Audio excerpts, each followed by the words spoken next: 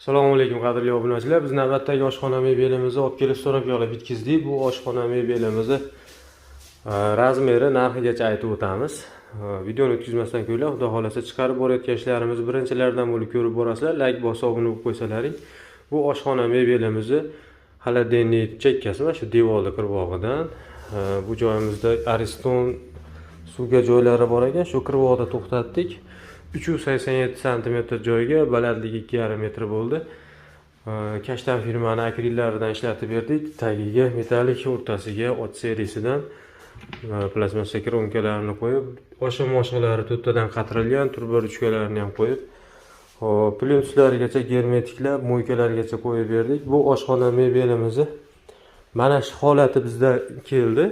Mana bitovoy texnikalari yo'q. Kafeli, magniti, diod chirog'i, cho'ntagi, mayda mo'ykamiz gelli savatchaligidan qo'sh soladigan patnaslarimiz qirg'oqlariga, tunukalarigacha qo'yib, chiroyli qilib berdik.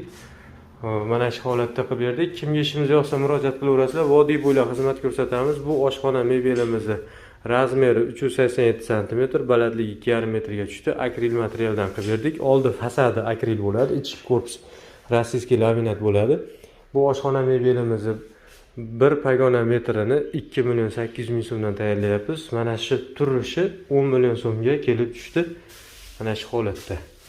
Kimga ishimiz yoqsa murojaat qilaverasizlar. Vodiy bo'ylab xizmat ko'rsatamiz.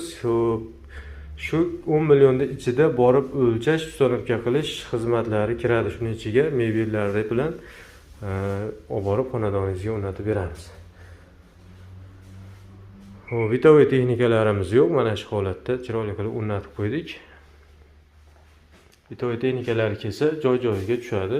Razmerlarni olgan, boshqa xonada turibdi, ishlatishyapti. Mana shu holatda. Rahmat hammaga, sog' bo'linglar. Video yoqqan bo'lsa like bosib obuna bo'lib qo'yasizlar. Video davomida xato kamchilik bo'lsa uzr so'raymiz.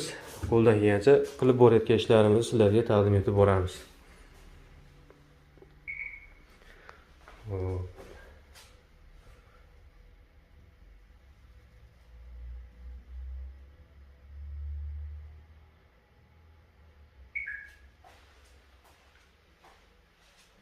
Mana shu holatda. Rahmat, sog' bo'linglar.